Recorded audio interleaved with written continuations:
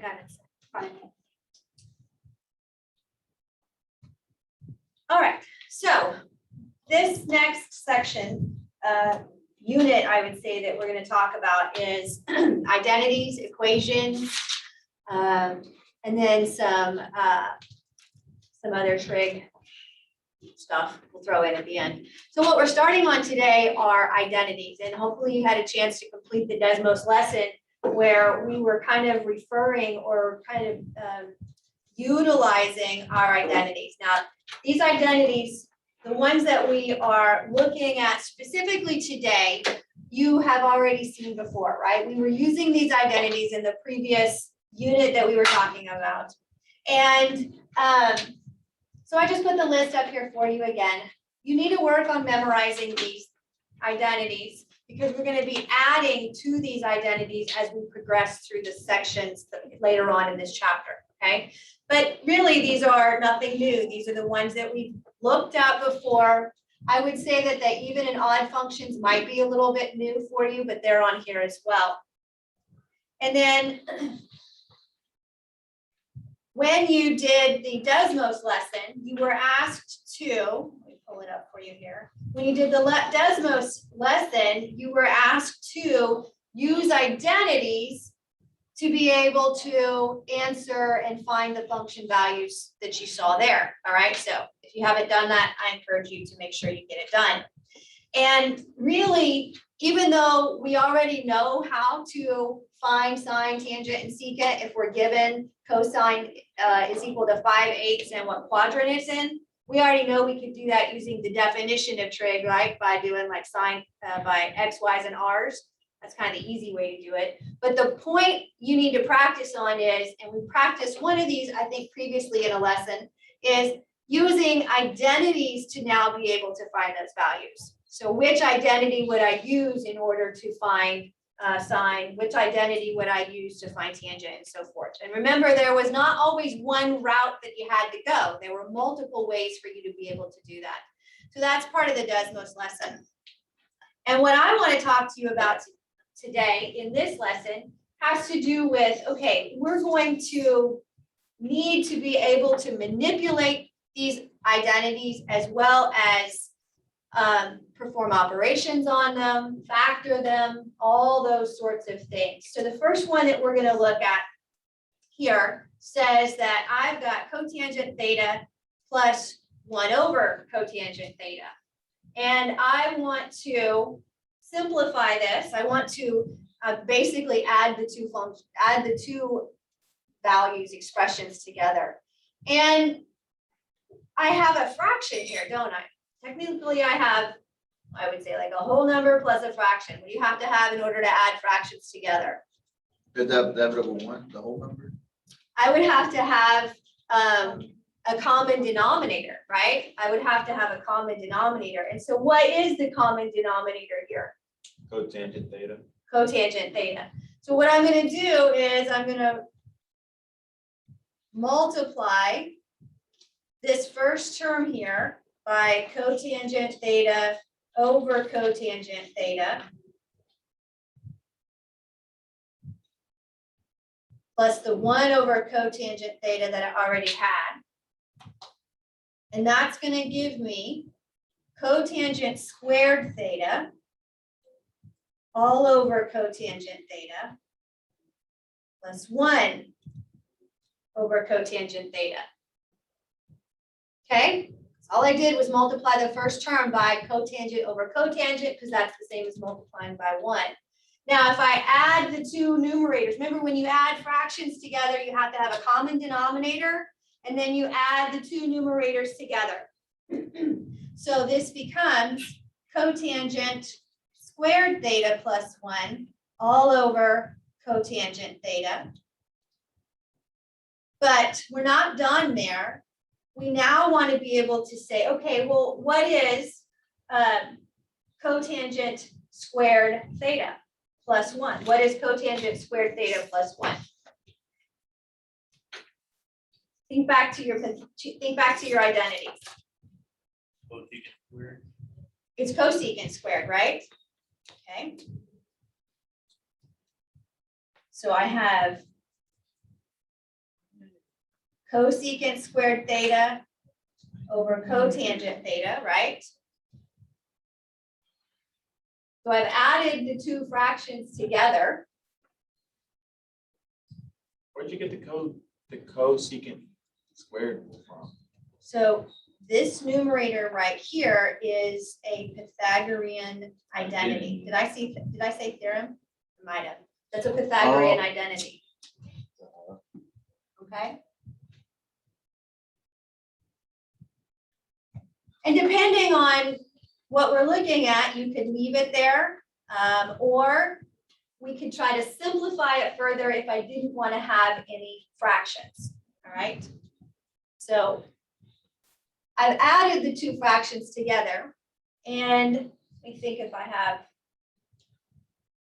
didn't say it up here, but I'm going to keep going on this. Now, if I want to simplify this because I don't want to leave it as a fraction, then I could take, let's see, cosecant squared. What is cosecant squared? Cosecant would be 1 over sine. That's not going to get me anywhere because that's going to introduce a fraction into it, won't it? Okay, we just square root the cosecant square. All we should do is the bottom two. No. Okay, so what I have here now is cosecant squared theta times, what's cotangent? Mm-hmm. What if I tried to make it,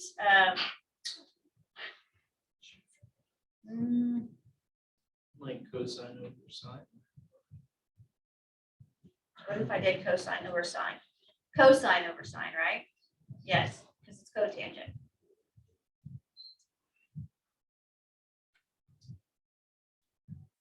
Oh, it's getting messy, mainly because I chose the wrong identity to work with up there. We're gonna get there.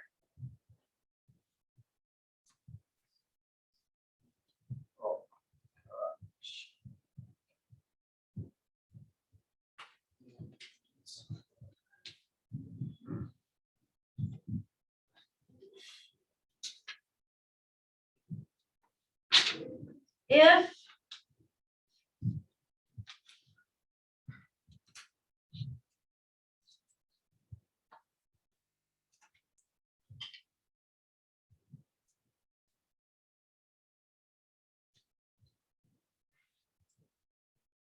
let me see which one I had down here.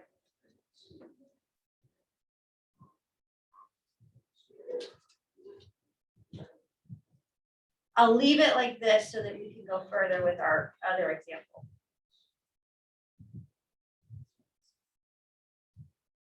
And just let it be that. If the process of this, because I'll expand on this, I think, in a minute. If the process of what I'm trying to do, if the example is asking you to perform the operation where I simply want to add the two fractions together, did we add the two fractions together?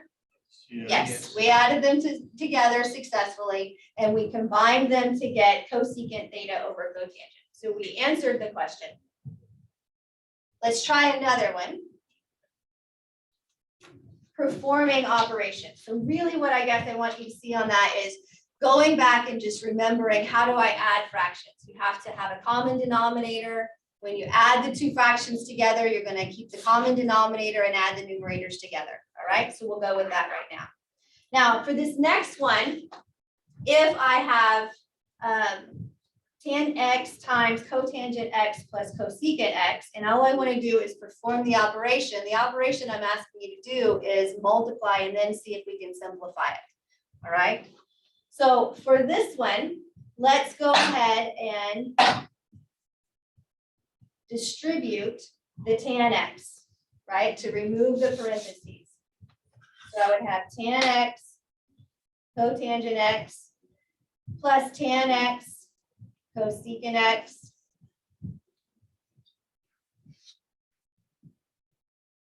and tan x cotangent x becomes what? 1. 1. Why does it become 1? Because they're inverses of each other. That's right. Because tan x is is equal to 1 over cotangent x, right? And I could rewrite this as, I could multiply, let's say, both sides by cotangent x. Cotangent x, tan x is equal to 1. So what I was explaining in my Desmos lesson the other day was that when we're thinking about an identity is more than an equation. An identity is something that says that I can replace one thing with another. So if I had tan x, technically I could replace it with 1 over cotangent x, right? I can rearrange that same relationship to now be able to replace cotangent x, tan x with the number 1. They are equivalent to each other. They're identities, in other words. And you can kind of come to that algebraically. So if I come back over here and I take tan x, cotangent x, and I replace it with 1 plus tan x, cosecant x, I have now distributed, correct? And removed the parentheses that I had going on there. Now let's go a little bit further here and simplify this a little bit more. We're going to have the 1, and let's take tan x, and what if I rewrite tan x in terms of sine over cosine?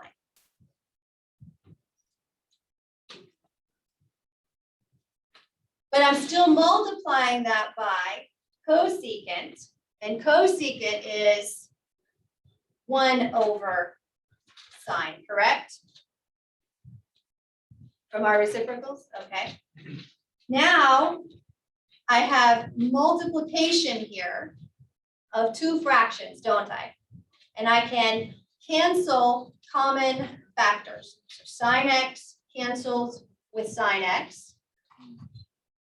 That leaves me with 1 plus 1 over cosine x. And what is 1 over cosine x? Secant x. So I started out with an expression that had multiplication, addition, and 3 trig functions, 3 trig expressions in it, and I rewrote it now as 1 over secant x. Okay? All using our identities that we were. But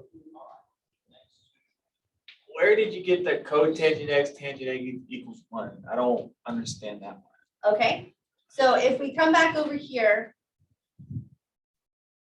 we know that we have an identity that says tan x is equal to 1 over cotangent x, correct? Yes. I can rewrite that identity by multiplying both sides by cotangent x. Okay. And that becomes cotangent x, cotangent x tan x has to then be equal to 1. So it's an identity. Do you agree with that algebraic statement? Javi, do you agree that I can multiply both sides by cotangent? So it's an identity. I get the tangent x equals 1 over cotangent x, but what I'm not understanding is how are you getting the cotangent x tangent x equals 1? Because I multiplied both sides by cotangent. All right, let's look at this. How many of y'all did the graphing portion of the activity can you see where we're going with this? Oh, because you have to multiply the cotangent to get it out of that fraction. Yes, yes, Oh my gosh. that's one. But they're equivalent statements, aren't they? And if you did the graphing, did you see how the left-hand side is going to be exactly the same as the right-hand side? You can graph them and you'll be able to see that. So when you have to keep in mind that those identities that we're talking about up here, all of these identities can be rewritten and manipulated into a different form, okay? And so we're manipulating them in different forms to be able to use them and simplify as we go further, okay? Now, in calculus, if I were to take the derivative of this right here, it's going to be really, really, really messy. How messy? Really messy, right? So if I can simplify that mess to be this, which is just the number 1 plus some other term, then it's a much, much easier derivative to be able to compute. So we're laying the groundwork for us to be able to simplify things in the future. And that's what an identity does, all right? By using identities, I can rewrite what I was given in a different form to then be able to do some calculations on it, let's say. That's the goal of what we're kind of doing with identities. Okay, and it's kind of an artwork, really. It's kind of comes with a little bit of practice. So that's using the distributive property, right? In that example. Let's look to this example. 1 plus sine x quantity squared plus cosine squared.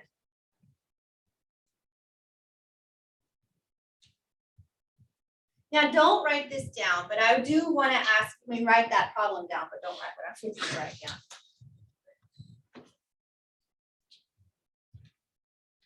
If I gave you just that binomial, 1 plus x raised to the 2nd power, right? That is a binomial. What would I do to it if I said expand that? When we have to multiply it by itself, 1 plus x times 1 plus x. Yes, and so when we do that, when we expand this binomial, right? When I get rid of the parentheses, and if I were to multiply it times 1 plus x, 1 plus x, which is in essence what we're doing, right? What would you do from here? Foil it, right? Okay. And so if I foil that, I get 1 plus x plus x plus x squared, right? Or in other words, 1 plus 2x plus x squared, correct?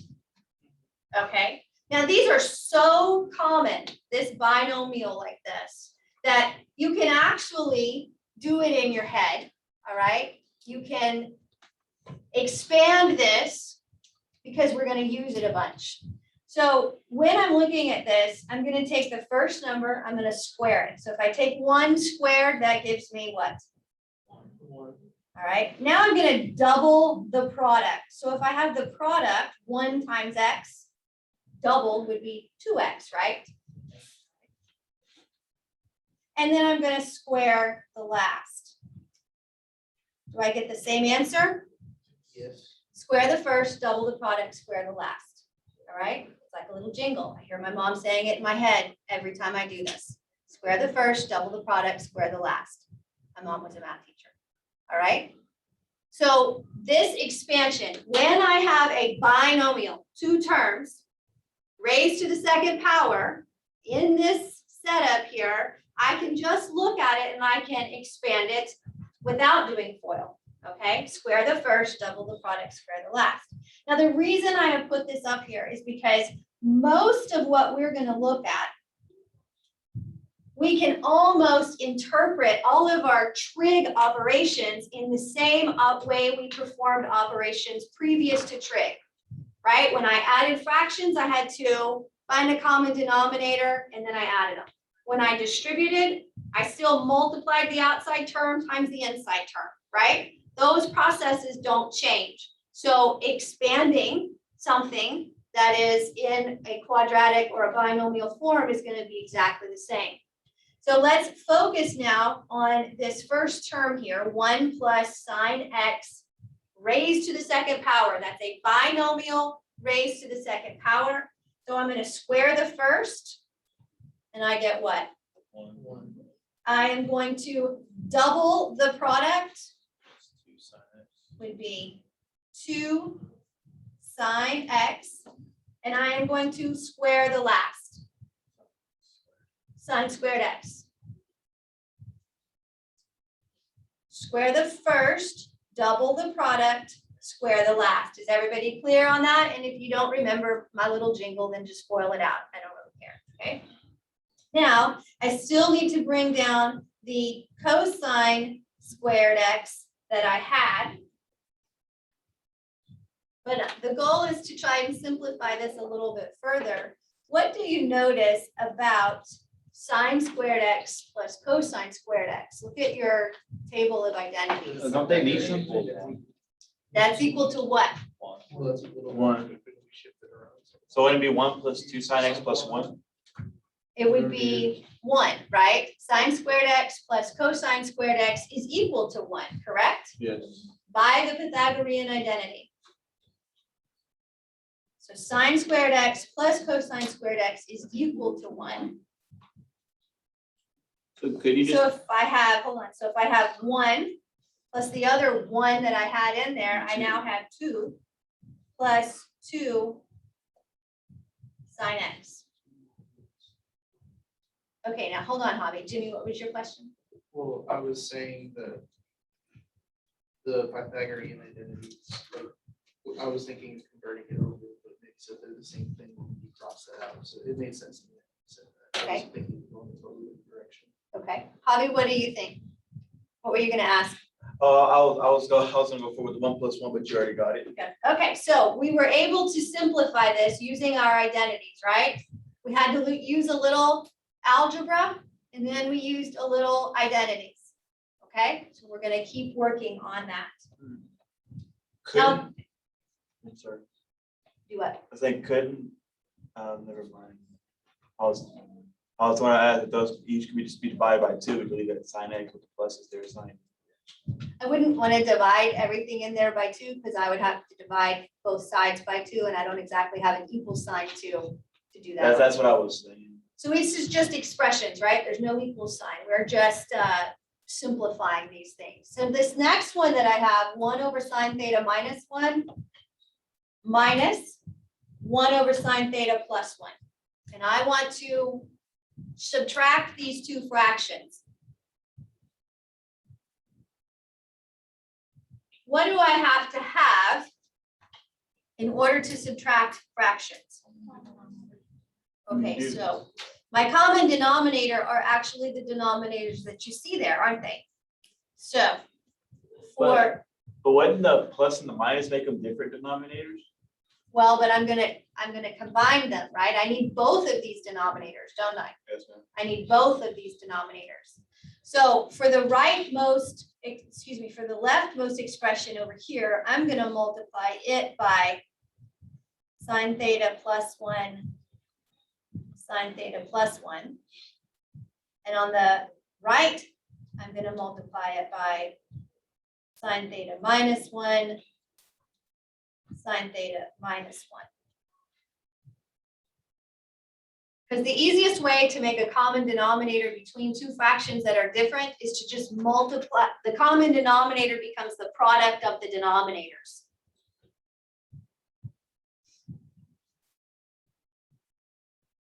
Now, the numerators, right? So on this left fraction over here, sine theta plus 1 times 1 becomes sine theta plus 1. Over what happens when I multiply sine theta plus 1 times sine theta minus 1? What did we say? Let me say square plus 1? Sine squared theta plus 1? It would be very good. Remember that if I have x plus 1, x minus 1, that I would have x squared. The opposite signs causes the middle term to disappear. So it's the square of the first minus the square of the second, right? That's like multiplying by a conjugate. Remember those terms? Okay, all right. So my denominator down here is going to become sine squared theta minus 1. Minus, now let's deal with the second fraction up here. That numerator becomes sine theta minus 1, but because I multiplied in that fashion, I now have this other, I have the common denominator sine squared theta minus 1, right? So each fraction has a denominator, sine squared theta minus 1. Now, when we add or subtract fractions, we keep the same denominator and we combine the numerators. So this becomes sine theta plus 1 minus sine theta minus 1. When we add or subtract fractions, we keep the same denominator and we add or subtract the numerators.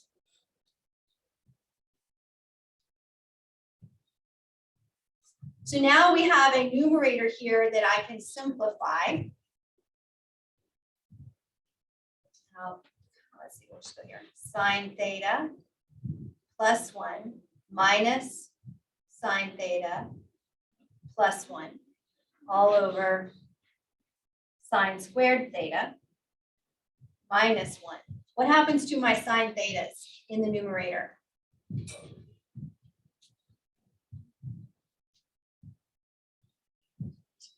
Sine theta minus sine theta means they're gone. So all I'm left with in the numerator now is the number 2 over sine squared theta minus 1. Now, wouldn't we have to multiply it by its reciprocal? Nope, instead, that's a novel thought, but no, instead, why don't we use an identity to see if I can not leave this as a fraction? What is sine squared theta minus 1? Sine squared, Careful. sine squared theta minus 1. We Okay. turned it into cosecant. So it eventually sine, no, not cosecant, sine squared theta plus cosine squared theta is equal to 1 is our identity. Hold on a second, Zoe. And if I want sine squared theta minus 1, so if I want to take that 1 and move it over to the left, what do I have to do with cosine? So cosine now becomes negative cosine squared theta. What, Zoe? Why don't the ones cancel out when we, Because I had to distribute the negative sign. Negative times a negative, or negative, right? so, So a negative times a negative is a plus. so when you cancel out the signs, you also cancel out the negative sign? No, I just distributed a negative 1. Yeah, So a negative times a positive is a negative, yeah. so I'm and a saying negative times a whenever- negative is a positive. Yeah, so I'm saying when it's like sign, when you cancel out the 2 signs, the Okay. next part, you get rid of the negative sign attached to the second sign. Is that what's happening? I'm just gathering up in the numerator, how many total signs am I left with? I had sine theta here, but then I subtracted off sine theta here. Yeah, and then the second sign theta has a negative in front of it, so get rid of that negative sign too, right? This sine theta cancels that sine theta out. Are we saying the same thing? Okay, now what? I was just curious because it was confusing that seeing the negative signs. Oh, because I didn't cross through it? Okay. It's just like collecting like terms. So we're collecting the total of sine thetas and we don't have any more in the numerator. All right. So we decided that using the Pythagorean identity, I can now rewrite the denominator as negative cosine squared theta. What was But the, I'm still not happy with a fraction. So 1 over cosine squared theta, what's 1 over cosine theta? Secant theta, right? And so I can simply write this as -2 secant squared theta. So these reciprocal identities, if I know that, we'll do this, cosine theta is 1 over secant theta, Cosine squared would be 1 over secant squared. Cosine cubed would be 1 over secant cubed. You can see that it just keeps on going, right? They would be equivalent. They're reciprocal identities. So when I have this squared term that's cosine all by itself in the denominator, then I can rewrite it using the reciprocal identity as secant squared theta.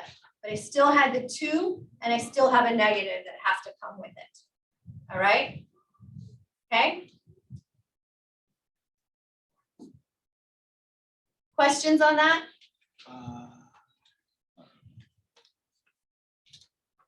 What did we do algebraically? We found a common denominator, right? Common denominator is generally the product of the two denominators.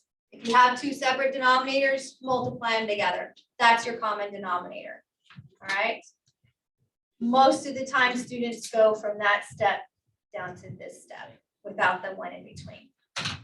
But I will caution you, when students do that and they don't surround, especially with subtraction, when they don't surround this with parentheses, they miss it because they don't distribute that -1. All right, that's the most common mistake that I see in this. Once they get the common denominators, nobody likes to do fractions, but you know, once you get the hang of it again, okay? All right. Now let's talk about factoring. Maybe it would be a good idea for us to look at this. Didn't I put a slide on that Desmos thing that was like a review of factoring, special cases? Yeah. I think so, at the end. And this is probably why. This is why I did it. If I have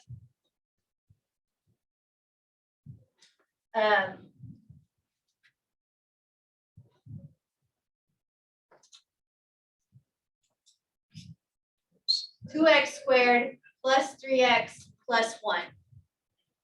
Let's do a little bit of algebra really fast. If I have 2x squared plus 3x plus 1 and I want to factor that trinomial into the product of two binomials, all right, y'all understand what I'm saying here? Okay, I'm going to factor this into two sets of parentheses that are going to have two terms in each, right? That's the product of two binomials. Now, when the leading coefficient, right, the guy in the front is positive, we want it to always be positive, I should say, all right?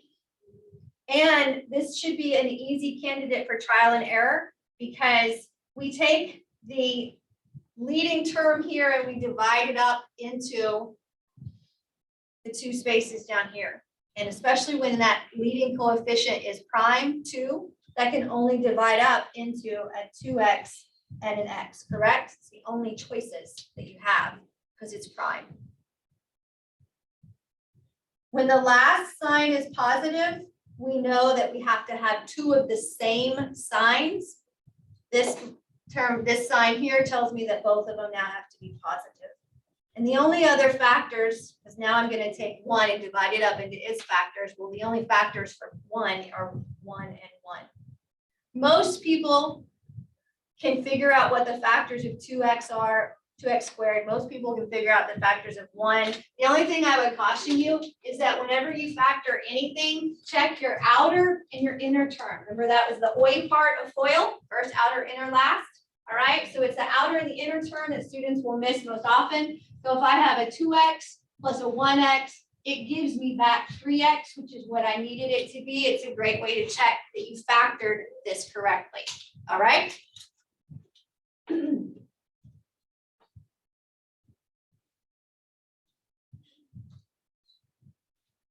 One of the other ones that was on your activity that I want to go over with you really fast would be x cubed minus y cubed. This would be the difference of two cubes.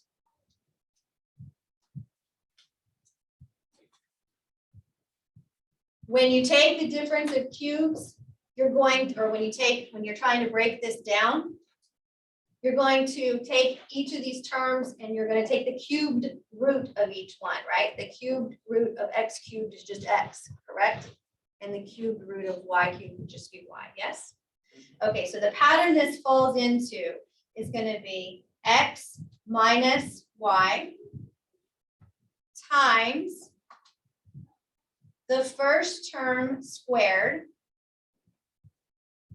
plus the product of those two, x, y, plus the last term squared.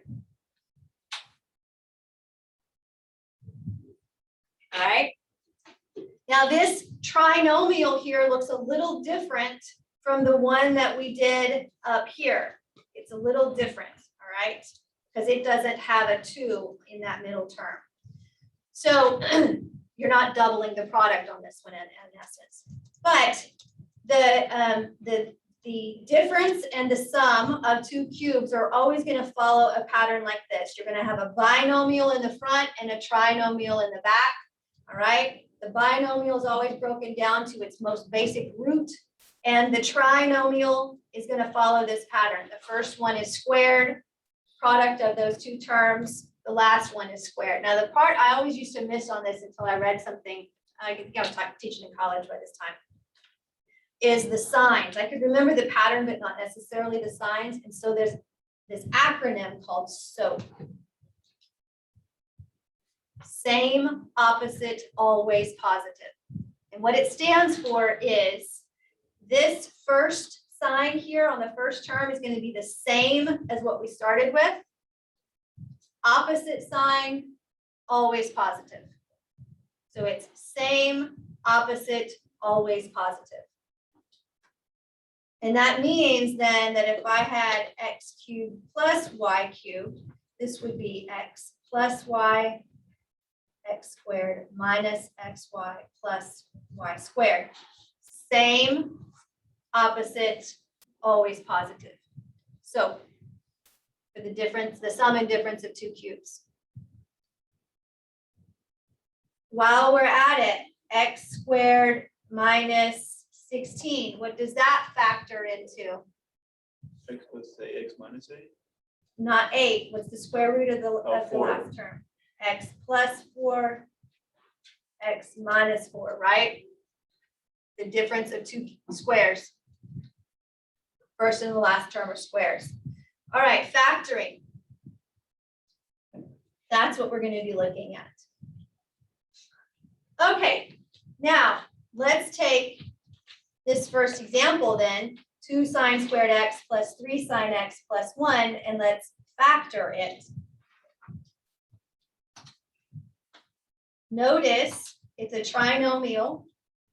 It looks exactly like the one we've already factored with only x's, only now it's got trig words in it. That's the only difference. So this is still going to break up into this binomial, where that first term, the leading coefficient of 2, and then the variable sine x goes first. So 2 sine x times sine x gives me 2 sine squared x, doesn't it? Yes, ma'am. We've got 2 positive signs here. And then the 1 has to always break up into a 1 and a 1. So we would factor 2 sine squared x plus 3 sine x plus x into this. 2 sine, yeah, to 2 sine x plus 1, sine x plus 1. Checking the outer, 2 sine x times the inner, 1 sine x gives me a total of 3 sine x's. Okay? It's the same process. And if you get lost in these, when you see all those trig words, take the exact form and just take away the words and put variables. Just put x squared in there instead. And most of the time, you can kind of see it a little bit clearer. So what do we think is going to happen here for sine squared theta minus 1? What is that going to factor into? That is the difference of 2 squares again, isn't it? So the first is going to be the square root of the first sine theta plus 1 times, not sine, excuse me, secant theta plus 1 times secant theta minus 1.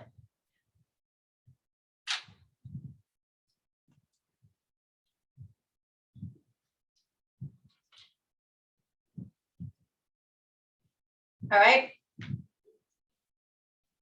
Why don't you all take a minute and see if you can factor these two right here. 4 tan squared x plus tan x minus 3. And then also do sine cubed x minus cosine cubed x.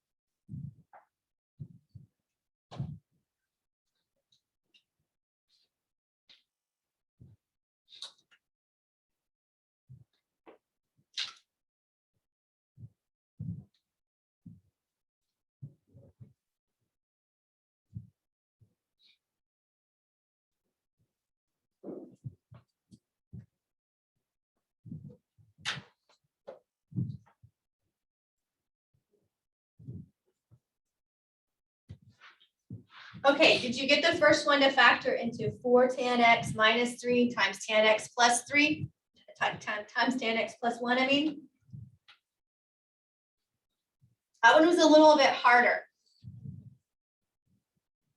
Now, some strategies for factoring that have to do with trial and error. There's a reason why they used to call it trial and error, because you would just, take the numbers and you would try it. When you missed it, when it didn't work, you try something else, right? Trial and error, okay? And when you're looking at using trial and error, that's most commonly used when you have small factors or numbers that have a small number of factors in them. So for example, 3 is prime, right? We all know what prime numbers are. We can recognize prime numbers, I hope, okay? Those are the easiest ones to factor because it's just that number in itself, right? Or that number and 1. Now 4, there's 2 sets of factors. There's a 2 and a 2 and a 4 and a 1. Okay, so trial and error, you can just try it. But when you're checking this, you want to make sure the outer and the inner give you back the middle. So looking at this, I've got 4 times 1 would be plus 4 tan x minus 3 tan x gives me 1 tan x. So I have it in the correct order. The other thing I would point out is because the second sign is negative here, I have to have opposite signs down here in my binomials. And those are just trial and error. And then the third one, part D, just followed the same pattern that we looked at above, correct? Factoring. We need to know how to factor so that we can solve our equations and simplify and do all of those other kinds of things. Questions on that? No? All right. Now,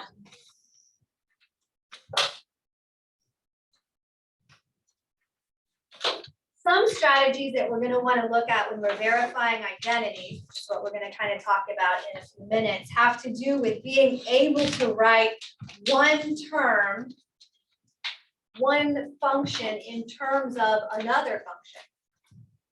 Okay. And so, in other words, in this example, I want to be able to rewrite sine in terms of only cosine. Right?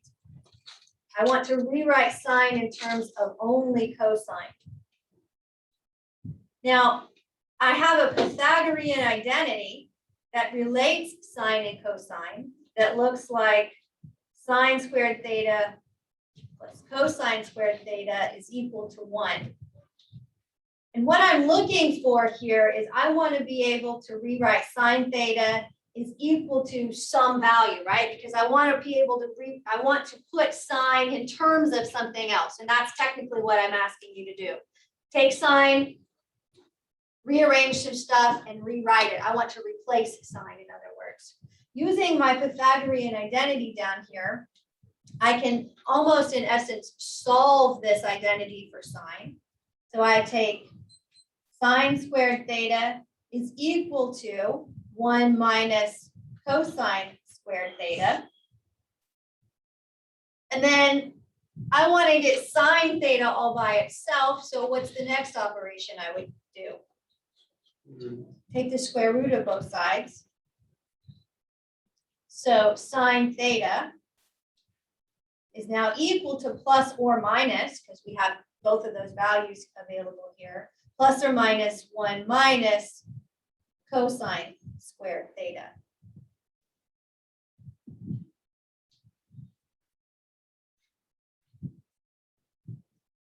Wait, why the plus and minus? Because when I take the square root of something, I'm going to get both the positive and the negative values.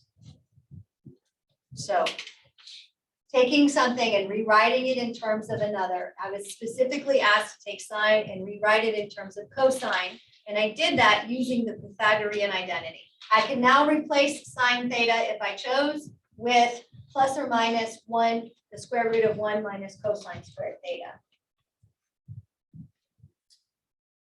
Now let's try that again, only this time let's do it in terms of cotangent theta. So I want to rewrite cotangent in terms of sine. So I want to be able to say cotangent is equal to something. What identity do I have that relates cotangent with sine already? So the quotient identity, right? Yeah. Which would be cosine over sine. I'm close, all right? If I want to write cotangent in terms of only sines, I now need to address the numerator up there, which is written in terms of cosine, and I want to replace it in terms of sine. So I'm going to do the same thing that I did in the previous example. Let's come off over here to the side really fast. And if I want to now say cosine theta is equal to something, right? I need to replace cosine with sine. And I do that using the Pythagorean identity again, which is sine squared plus cosine squared theta is equal to 1. This time I'm going to solve it for cosine. So cosine squared theta is 1 minus sine squared theta, or in other words, cosine theta can be replaced with plus or minus the square root of 1 minus sine squared theta. So now I have a replacement for cosine that is only in terms of sine.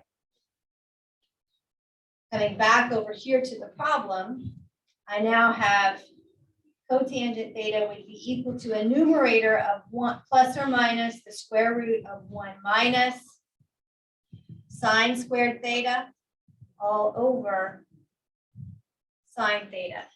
So we rewrote cotangent in terms of only sine using our identities.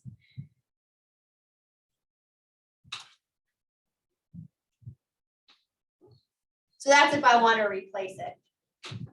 Could be a strategy we might want. Now for these next examples, we are going to employ another strategy where we're going to kind of go back and address the same thing that we started with. Only this time, I want to simplify these expressions, but I want to first turn them into sines and cosines. I want to try to turn everything into sines and cosines. And then simplify it if I can. All right, so in this first example here, cotangent theta, sine theta. Let's rewrite cotangent in terms of sine and cosine.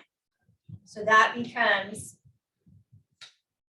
cosine over sine times sine, and I'm just going to write it over 1. Now, if you'll notice when I'm working with these identities, I typically will write my fractions vertically like this, right? With a horizontal bar so that I can identify easily numerators and denominators and so forth. I'm going to cancel my common factor of sine theta, and that's going to give me cosine theta. So that's a pretty quick example.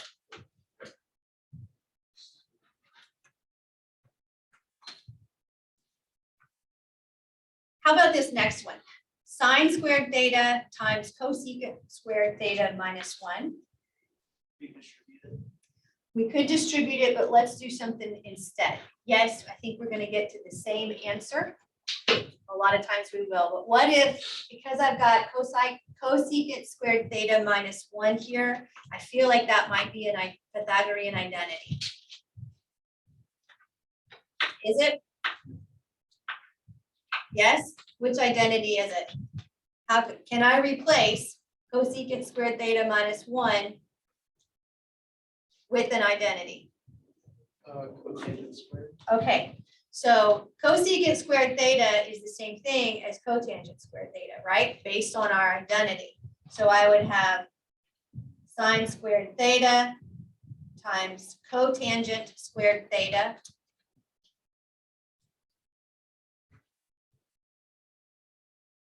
And now, again, I can do something, it's pretty much the same thing we had working over here. I have sine squared theta times cosine squared theta over sine squared theta, because that's what cotangent squared theta is. My sine squareds cancel, leaving me with cosine squared theta.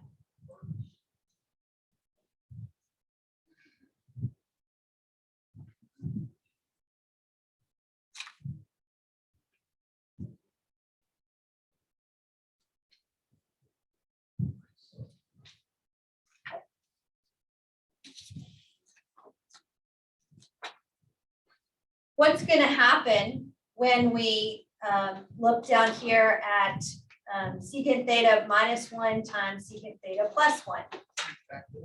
Oh, sorry. Foil them, all right? And what am I going to end up with? Square secant theta. All right? And what's secant squared theta minus 1? Tan squared theta. It's tan squared theta.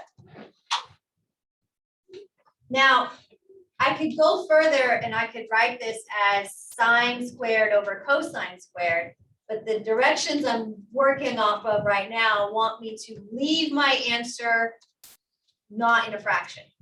So I'd have to stop here, wouldn't I? Because if I went further, I would introduce the fraction that we have. So changing things into sines and cosines.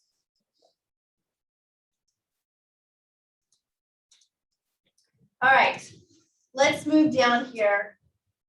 Well, I want to see let's see if y'all can answer that question right there. Sine x plus cotangent x cosine x. Start by changing things into, but everything in terms of sines and cosines.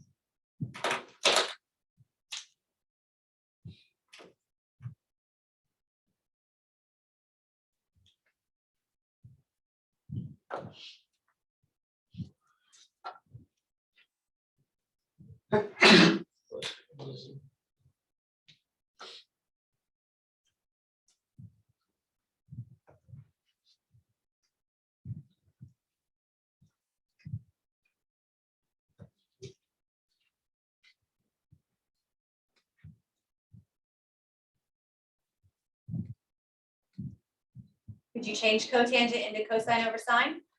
Okay, now you get sine x plus cosine squared x over sine. Okay, keep going. What else do you need to do now? In order to add two fractions together, I have to have what? What's my common denominator? All right, so I can multiply the left term by sine over sine.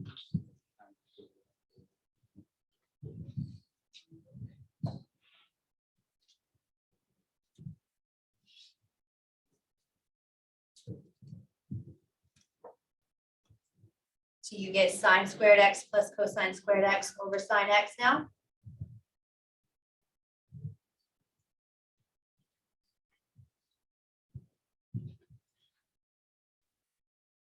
Keep going.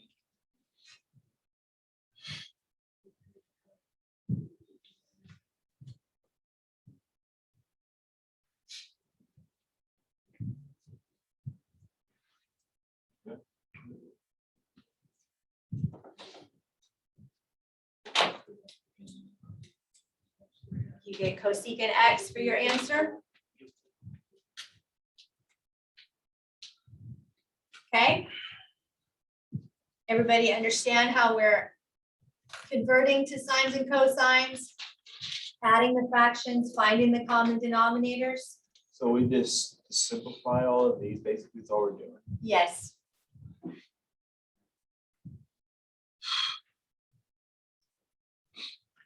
Okay.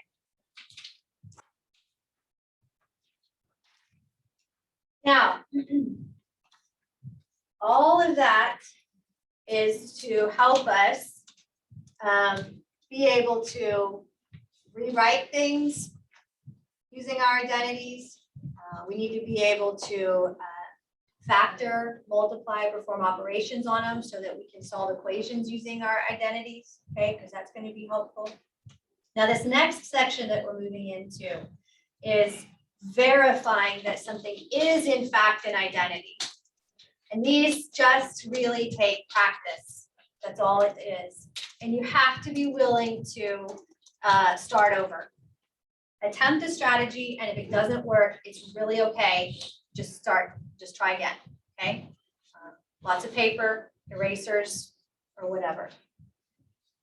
So when we are verifying an identity, what we're being asked to do is, it's not an equation. I'm not asked to solve the equation. What I'm asked to do is, I want to verify that the left-hand side is actually equal to the right-hand side, that I can take the left-hand side and rewrite it so that it is the right-hand side, or vice versa. It doesn't matter which side you start on. I think most of my examples in this one start all on the left-hand side. But it doesn't matter which side you start on. You work with one side. That's the first strategy that we're going to employ. All right. And all of these are identities. I always thought it was funny when I would give a quiz over this about how there was 10 problems, and people would come back because they didn't know how to do it. They'd come back and say 5 out of the 10 just weren't. It's not an identity. It's not an identity. Well, yes, it's an identity. They're all identities. You have to prove that it's an identity now. So that's what we're showing.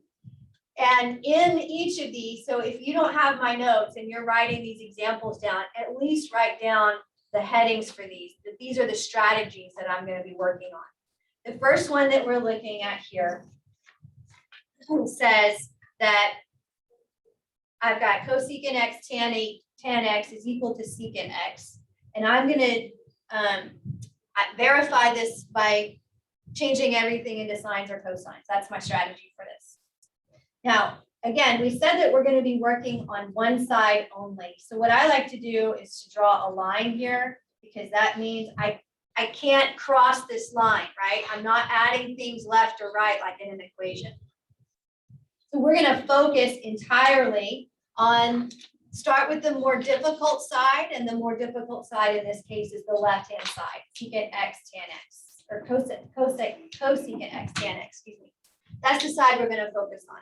So if we take every term on the left-hand side and we turn it into sines and cosines, cosecant can be rewritten as what? 1 over sine times tangent, which is, 1 over cotangent. but we're talking in terms of sines and cosines, okay? Now, simplify, so my sine x's cancel, leaving me with 1 over cosine x, and 1 over cosine x is secant x, correct? So we did rewrite the left and prove that it can be rewritten as secant x. That's the process. That's what we're trying to do when we verify identities. I want to take a side and I want to see if I can rewrite it as the other side. And if I can, then I have proven the identity. That's changing everything into sines and cosines. All right, let's look at the next one. This time, I'm going to use factoring as a strategy. Now the left-hand side, again, I told you most of these are all left-hand side, but if you look at the sides and compare them to each other, the left-hand side is the more difficult side. And if I want to try some sort of factoring here, notice that I have two terms on the left, and in each of those terms, I have a greatest common factor, which would be what? Sine x. So I'm going to factor sine x out, giving me 1 minus cosine squared x. Where do you get the 1 minus from? Because when I factor it out, I have to divide each of those terms in there by sine x. So the first term, sine x divided by sine x is 1, isn't it? Okay. Okay. Now, keep in mind, we're trying to somehow get sine cubed here. What's 1 minus cosine squared x? 1 minus cosine squared. Sine squared x, right? Because of the Pythagorean identity. And now sine x times sine squared x is sine cubed x. But Cosine x and Pythagorean cube. 1 minus cosine squared x is the Pythagorean identity for sine and cosine. Okay, so factoring. Recognize that we could use factoring in that.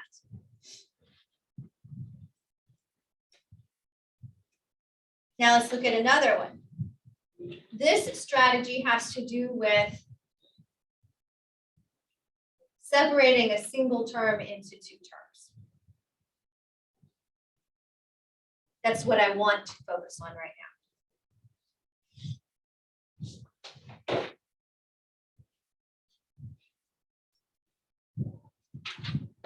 This is pretty handy. It's pretty helpful when we can do this. So I am again going to focus on the left-hand side because that's the strategy I want to show you.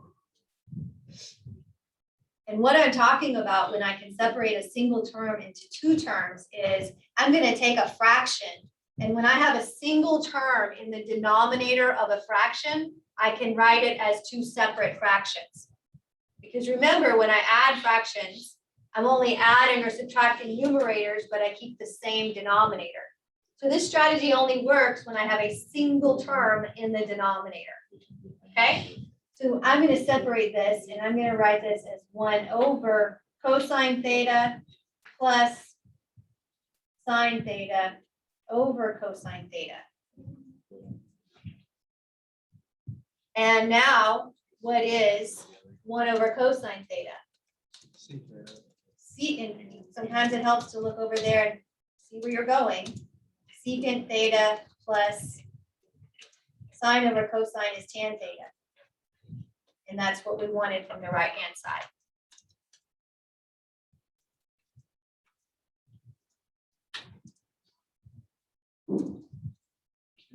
Now, in this particular case, you could have started very easily on the right-hand side. And it would look the same. The process would look the same. Only it would almost look like you're repeating it going from the bottom up. If I were to rewrite secant and tan theta in terms of their reciprocals, or in terms of sine and cosine, I mean, then you would be able to add the two fractions together and get the left-hand side. So it doesn't matter what side you started on. But I wanted to show you what we can do with that separating of the fractions.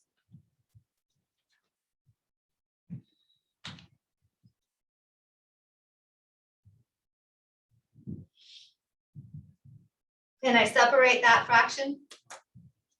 No, I can only separate a fraction when the denominator is a single term. Okay, that has a lot going on in the denominator, order of operations.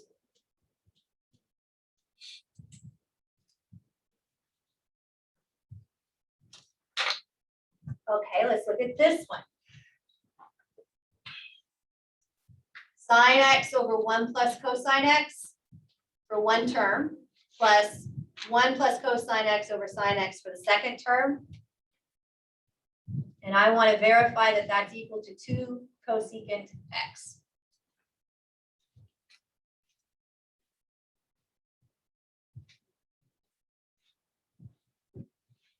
So this, I'm going to stay on, again, the left-hand side. So if I have two fractions here, I want to combine those two fractions. I want to add the two fractions together. What do I have to do to add the two fractions together? Okay, so for this left term here, I'm going to multiply it by what? Sine x over sine x. And for the right fraction here, I'm going to multiply it by what? Sine x over sine x? No, 1 plus cosine x over 1 plus cosine over 1 plus cosine. All right. So for the left fraction, in the numerator, I get sine squared x. All of this is going to go over the single denominator of sine x times 1 plus cosine x. And then for the rightmost fraction, I'm going to get 1 plus cosine x squared, aren't I? It's 1 plus cosine x times 1 plus cosine x. Now, don't do anything with the denominator. If I have it in factors here, like I have, then leave it as factors because we might be able to cancel them. So I don't usually combine this stuff yet. But we need to take care of this numerator right here. Remember, that is a binomial square. So sine squared x plus square the first, double the product, square the last, and I can expand it rather quickly. All over sine x times 1 plus cosine x. Are you with me so far? Kind of. Does everybody see how I expanded that? Right, I broke this out using a little jingle or foil, whatever one you want to do. Now, what do you think I need to do to the numerator?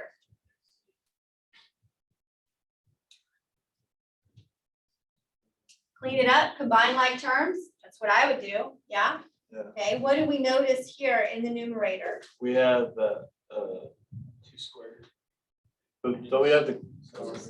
So we have 2 squares. All right, sine squared x plus cosine squared x gives me 1 plus the 1 I already had plus 2 cosine x all over the denominator sine x 1 plus cosine x. So in other words, I've got 2 plus 2 cosine x in the numerator. all over the same denominator. So could we go ahead and cancel out the no.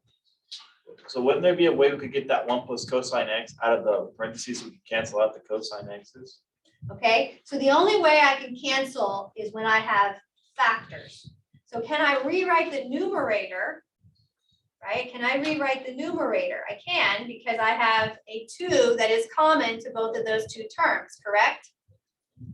So I can rewrite the numerator as 2 times 1 plus cosine x in the numerator all over sine x times 1 plus cosine x in the denominator. Now I have my common factors to cancel. 1 plus cosine x in the numerator and the denominator. Remember, what am I trying to get to here? Sometimes you gotta go back and look. 2 cosecant x, So 2 which is what I've over got. sine A. So 2 over sine x is 2 cosecant x. How is that? How is 2 is the 2, and then 1 over sine x is So cosecant, CJ, oh, okay. which is what I wanted. That was lengthy? Is that what you said, Jimmy? Yeah. try to squeeze But all in, so I don't understand, it's like- So we came out with 2 over sine x, so how'd you get it out of the fraction? Well, I used the reciprocal identity. Remember? Cosecant x is 1 over sine x, right? Duh. Mhm. Okay, that one is in there. Okay? I've got 2 more that are not gonna be short. I'm running out of paper. These are long and they take up a lot of room. And if you make a mistake, I don't know if I would erase, I would just start someplace else. Move down. Okay? Wear a hole in your paper. But the one thing you have to do with these is you have to start. Because you'll just sit there and stare at it and it's not gonna just jump out at you at all. You have to try something, and if you're going in a direction where it doesn't work, then start it again. So this next one we're gonna look at is, I want to multiply by what I call the binomial.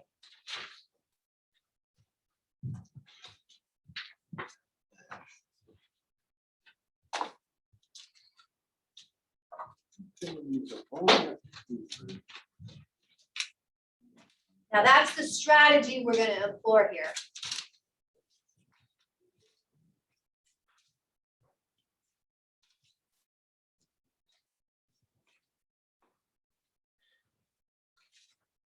I don't know what strategy.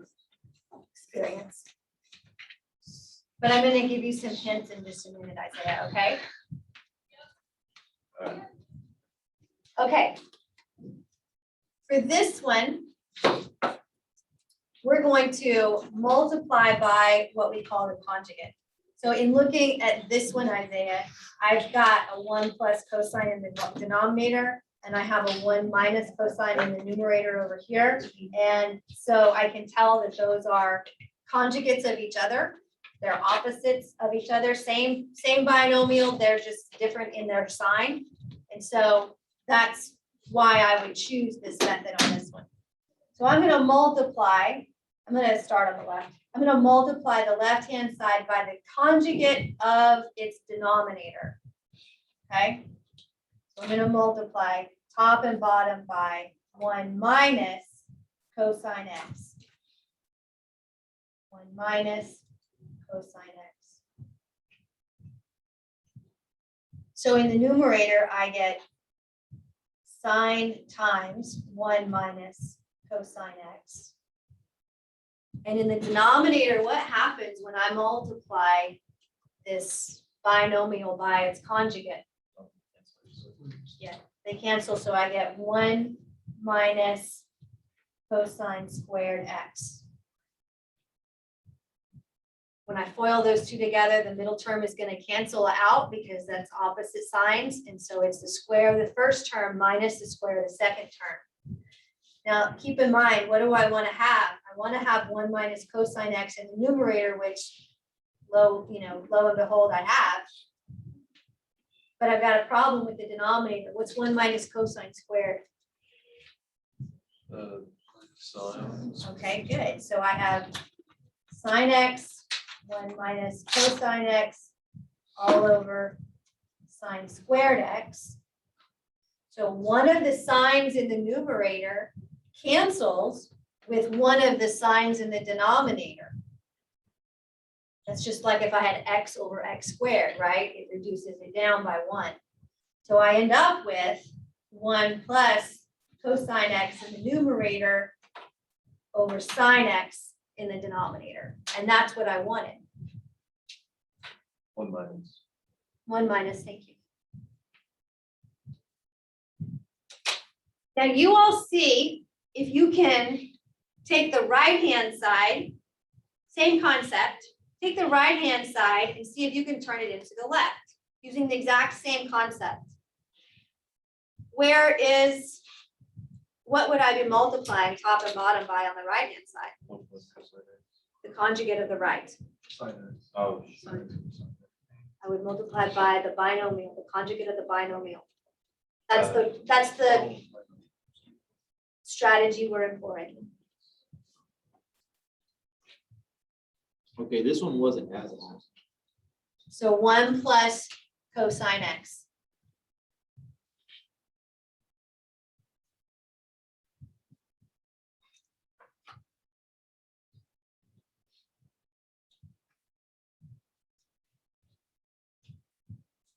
So when is she? So rework the right-hand side and see if you can turn it into the left.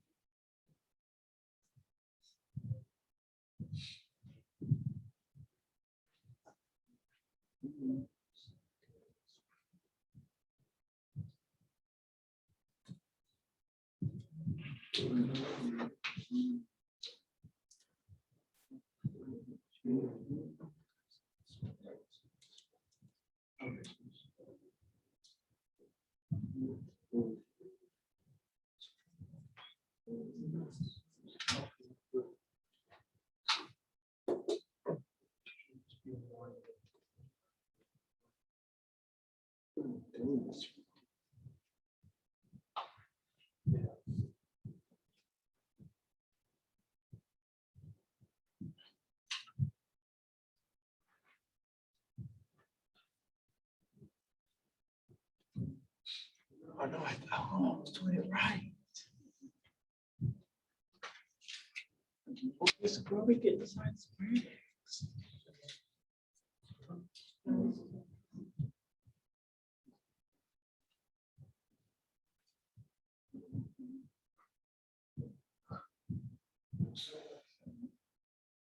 It's the same process, wasn't it? You see that it was, so it didn't matter, doesn't really matter which side you're working on, as long as you can work it and, I have a question. though. uh-huh. Where are you getting the sine square x? I don't understand how you're getting it from that if there's just one side. Are you talking, what step are you talking about? This one? This one, yeah, the one where you get the sine square x is, I don't understand, and there's only one sign there. So are you on the right? I was on the right hand, well, I mean, either way, because I just don't understand where you're getting the square from. So by the Pythagorean identity, so in the previous line, 1 minus cosine squared x, Uh-huh, I can rewrite that using the Pythagorean identity, and I can substitute it as sine squared x.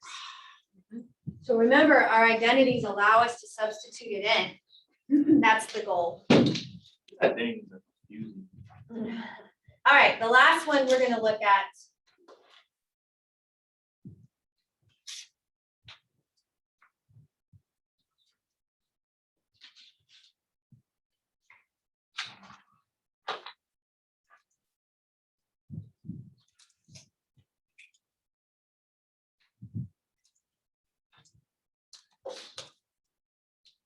Has to do with us turning it into sines and cosines and using, yeah, that's really the strategy that I would say.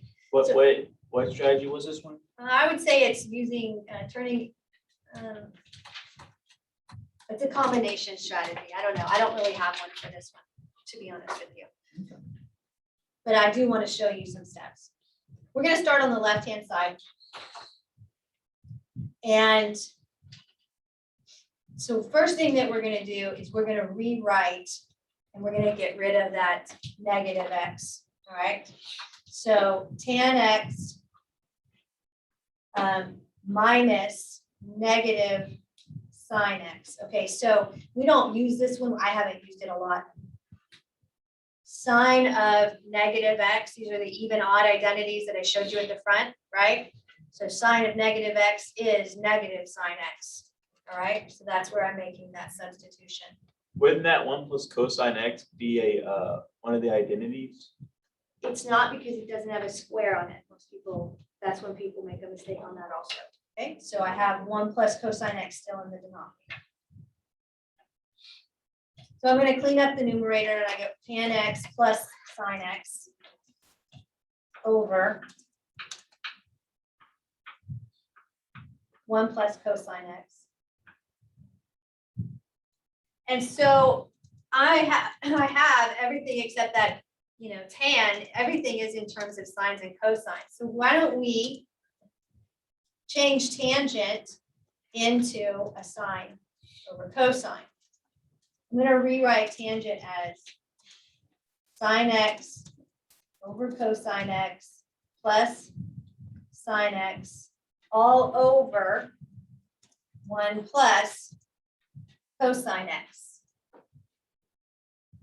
Now when you turn things into sines and cosines, sometimes like what we're doing now, we're gonna make it really messy for just a line or two, and then it's gonna clear out. It's gonna be all right, but it's gonna look horrible for just a second. So I have now introduced a fraction here. Remember that when I have a complex fraction like this, I can multiply through to get rid of that complexity. Multiply through by this denominator here of cosine x, and it's going to clear it of that fraction. So when I multiply the top by cosine x and the bottom by cosine x, that's like multiplying by 1, isn't it? So I haven't done anything illegal yet. And now when I distribute that, it causes the fraction to disappear in that top numerator piece. And I'm left with just sine x plus cosine x, sine x in the numerators. Everybody see where I got that from? By distributing. Stop me now if you need me to repeat it. And then the denominator, I'm just going to leave it in its factored form of cosine x times 1 plus cosine x. So although I introduced the fraction into it here, right, by taking tan and rewriting it as sine over cosine, I got rid of it really quickly by multiplying by that denominator, leaving me with no fractions in the numerator and denominator here. Now, what do you notice in the numerator that I have common in both of those terms? Sine x. So I'm going to factor sine x out. That gives me 1 plus cosine x over cosine x, 1 plus cosine x. Common factors of 1 plus cosine x cancel. And now I have sine over cosine, which is tangent. Way back at the top, that's what we said we wanted to turn it into. That strategy right there is used a lot. Turning things into sines and cosines, which are going to introduce kind of a complex fraction issue, just multiply through to get rid of it. Okay?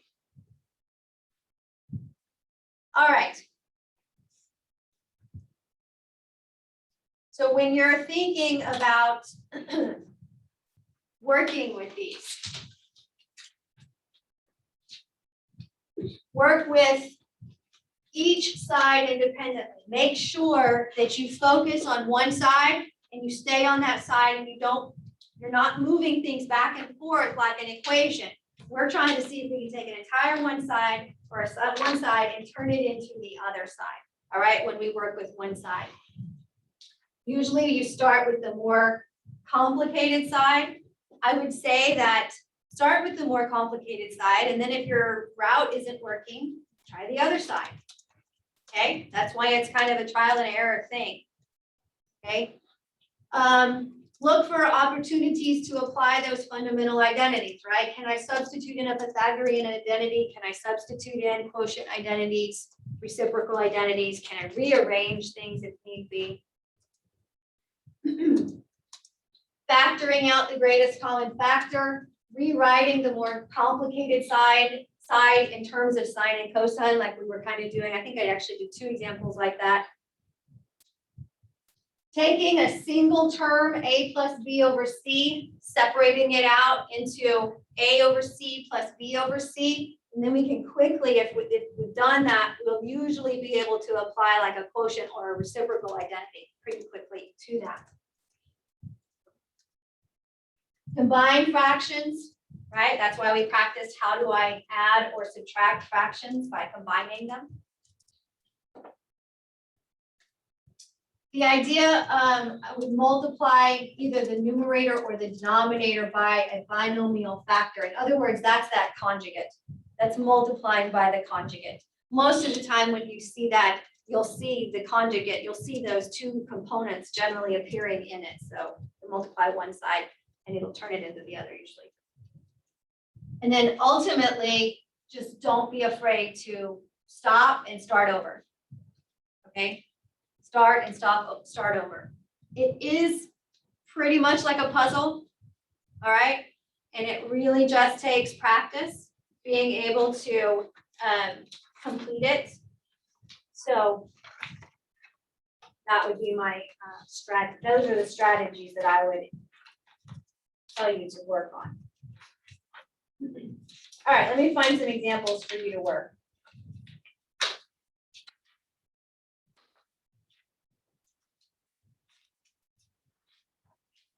There is no listed assignment yet or suggested assignment yet for the identities. I'll have you that list tomorrow.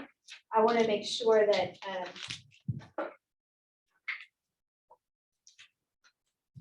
that they work. And then the other thing that I was going to say has to do with verifying the identities. There is one more strategy, and that is there's one more strategy, and that is working with both sides. It's not very common, but you can work with both sides where if you take one side and you get it to a point, and then you take the other side, and if you can make it to the same point, all right, separately, still not crossing, but I'm going to turn both sides into the same thing, then that actually proves the identity as well. Okay. But typically we just deal with one side versus the other. All right, you're going to be in luck because I don't have those with me. So when we come back to class on tomorrow,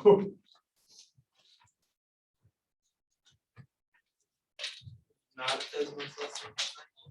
Or there is. there is a decimal lesson tonight. There's no practice problems until I give you those because it says to be determined on our little list that's right here. When we come back tomorrow, we'll be solving equations. So we'll use things that we did things that we tested on, solving inverses, all of that stuff. I would not look for this test to be graded. I'll try to have this test back to you and graded by Monday. All right, if you have any questions, let me know. Otherwise, I'll see you tomorrow.